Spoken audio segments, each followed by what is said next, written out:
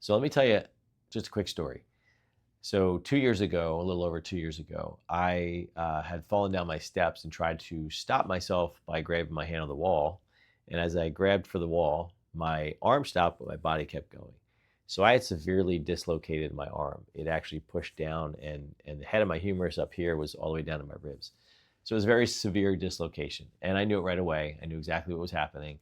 Um, had to get it reduced at the hospital, at the ER, and then dealt with the aftermath.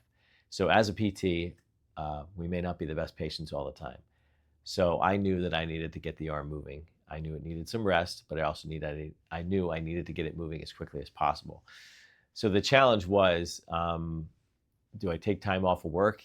Can I take time off of work and try to recover from this? And what does that look like? Is there tears in there? Did I have tears? Based on the injury and the severity, I really thought I had multiple rotator cuff tears in there. So it was a matter of giving it some time, doing some simple things to start getting it moving right away and not losing the motion and try to regain it back. So that was the first major injury I've ever had in my life. So it was very eye-opening. So it gave me a big, big perspective into what my patients deal with when they come in to see me.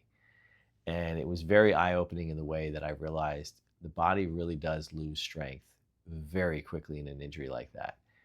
So I had no strength. It was very difficult to move my arm beyond this. I had to go to work. I'm moving people around. I'm using my arms constantly to move legs and limbs and arms and necks and everything else. So it was a very big challenge for me. I did go back to work, try to deal with it the best I could, and try to keep working on it continually. So I think the big things that were eye-opening to me in this experience was how you have to be very, very diligent in working on getting something better. And I preach it all the time to my patients. I tell them all the time, you have to be consistent. You have to keep up with it. You have to keep doing things. But the reality set into me that I felt like I couldn't stop moving my arm. I had to keep moving it. I had to gain the strength back. I had to gain the mobility back. And it wasn't for about 3 months. I was doing pretty well on my own. I was getting there. Finally went and got an MRI and was told by one surgeon that it was my rotator cuff was torn. I had a tear in one of the muscles, the supraspinatus, and it was hanging by a thread. And he said, "Let me know when you want to schedule surgery." So also being a practitioner and knowing I needed to work and realizing that that would take me out of work for quite some time in a sling, I chose to keep working on it hard. And I worked on it through most of the rest of the summer, was getting better and better with it. And I have to honestly say, through a lot of prayer, I think God has really blessed me with recovering from that injury very, very well. By the end of the summer, I was having pretty much full motion. It was still sore at times, and it was moving better, but it wasn't 100% by far. It wasn't even close.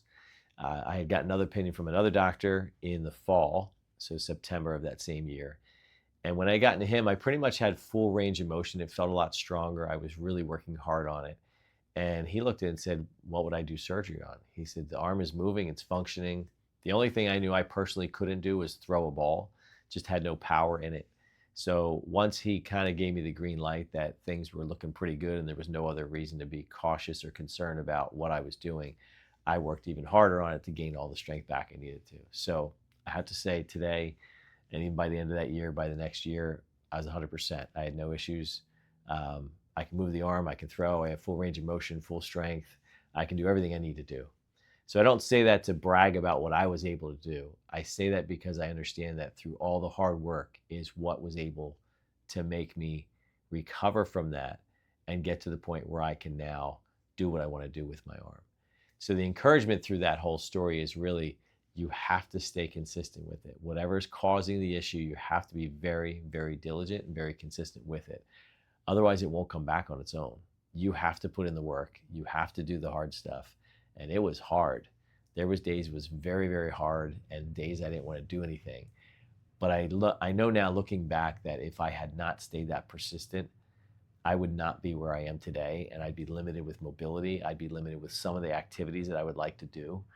And I may still have pain because it's not moving the way it needs to move. So I do have a huge advantage in the fact that I kind of know the anatomy. I know what I'm supposed to do. I know how I'm supposed to work the arm and the shoulder complex. So it was a little bit easier for me as a PT knowing all of that. And it became very eye-opening also to realize that when I try to educate patients and try to have them understand what's moving, what they should be feeling when the arm is moving through different exercises that we do, it's very hard for them to know what that feels like. And I understand that now. So it makes it a little bit easier for me now to try to educate them in different ways or show them in different ways so they can understand to get the best healing for them. So if you're dealing with shoulder issues, one is call a PT and we can help you out.